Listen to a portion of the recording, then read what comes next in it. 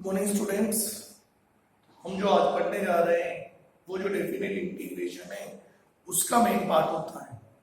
Definite integration का main part होता है। बोर्ड एग्जाम में जो क्वेश्चन आता है वो इसी पर बेस्ड होता है। तो आज जो पढ़ेंगे वो पढ़ेंगे प्रॉपर्टीज ऑफ डेफिनेट इंटीग्रेशन और यही इसका मेन पार्ट है। पेपर में बोर्ड एग्जाम में जो क्वेश्चन आता है वो इसी का होता है। ठीक, तो पहली property number first, integration a to b fx dx। Integration a to b fx dx तो equal to integration a to b ft dt।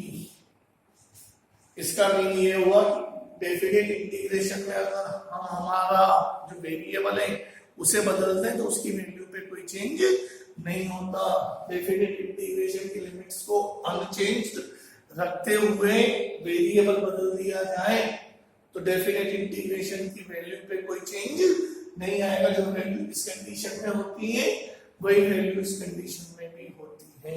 Number second, property number second, integration a to b fx dx equal to minus b to a fx dx। इसका meaning क्या है? अगर हम definite integration की limits को interchange कर दें, दोनों लिमिट्स की इंटरचेंजिंग कर दें तो उसके साइन में चेंज आ जाता है।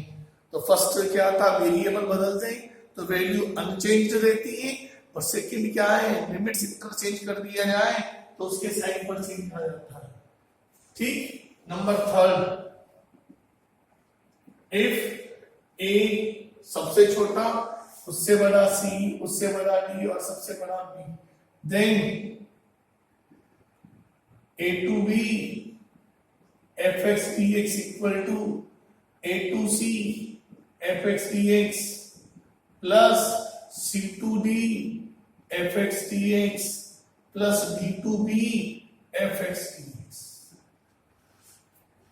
इसका मीनिंग ये हुआ बेटा कि लोअर लिमिट और अपर लिमिट के बीच में भी यदि कुछ वैल्यूज हैं, a is a lower limit, b is a upper limit, तो लोअर लिमिट और अपर लिमिट के बीच में यदि कुछ वैल्यू है तो उस डेफिनेट इंटीग्रेशन की लिमिट्स उन्हीं वैल्यू के अनुसार टूटती हुई ब्रेक होती चली जाएगी।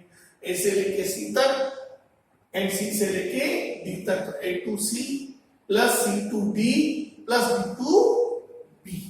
ठीक है, और ये प्रॉपर्टी जनरली दो फंक्शन पर यूज की जाती है maximum. First is modulus function और second is GIF function, greatest integer function. It is used for modulus function and greatest integer function.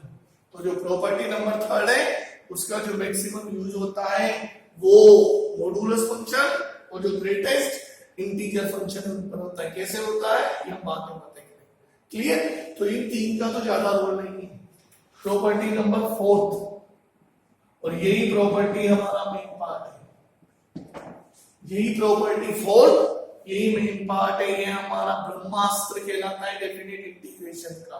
होती क्या है,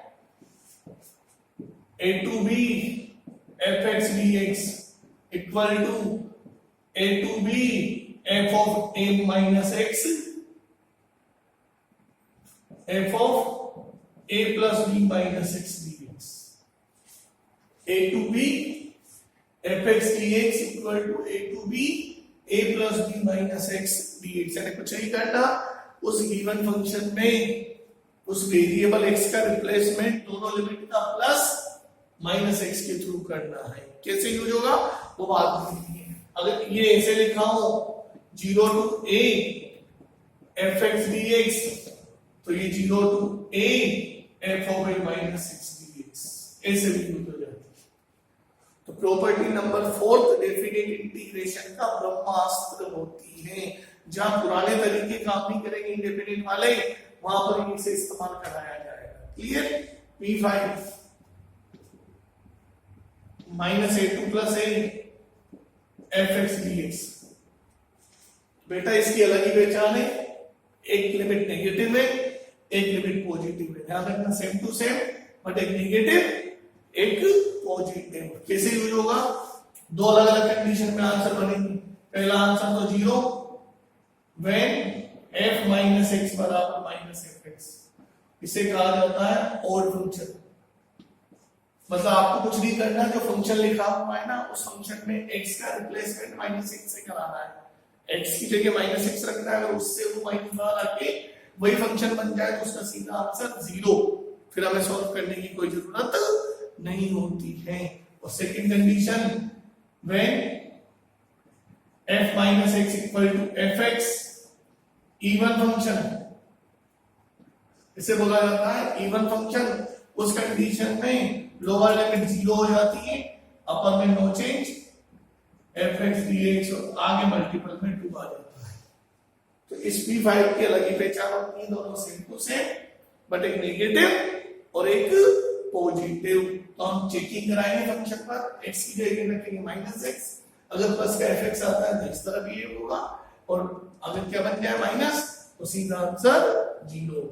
और लास्ट प्रॉपर्टी नंबर 6, 0 से 2a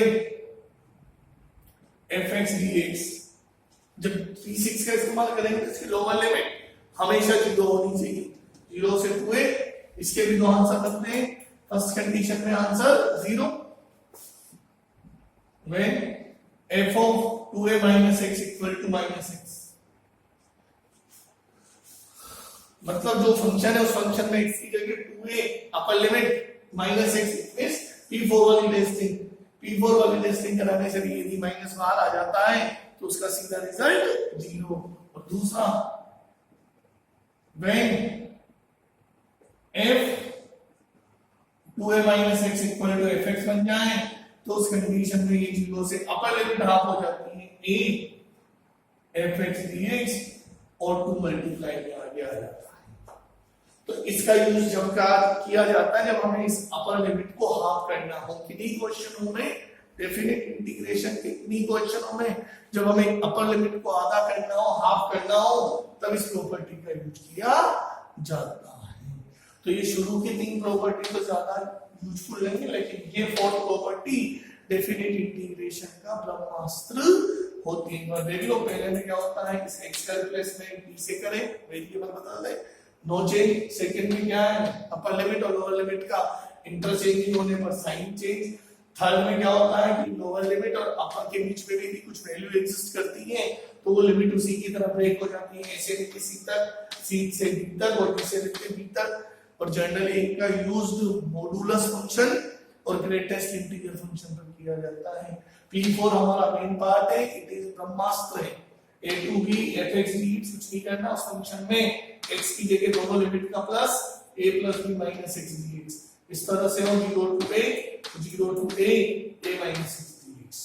यही मेन पार्ट है, यही मेन पार्ट है। नंबर 5 की पहचान अलग से, नेगेटिव एक पॉजिटिव, दोनों सेम हो, एक नेगेटिव हो एक पॉजिटिव हो। पहले इस फंक्शन की टेस्टिंग, x की जगह रखेंगे माइनस एक्स, उससे बाहर आ जाएगा माइनस, तो उस कंडीशन में आंसर 0। और दूसरा अगर प्लस का आता है तो लोअर लिमिट 0 हो जाती है, अपर नो चेंज और आगे मल्टीपल में।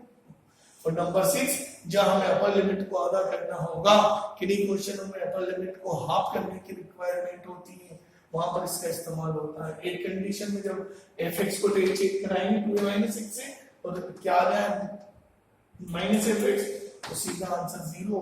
प्लस का fx तो 0 से अपर लिमिट हाफ हो जाती है, 2 आगे और fx। ओके, तो ये आपकी 6 प्रॉपर्टीज है डेफिनेट इंटीग्रेशन की जो हमारे खूब काम आनी होती है। इसमें से 4th वाली हमारा मेन पार्ट है। ओके, इन पर बेस्ड क्वेश्चन हम अगली क्लास में सीखेंगे।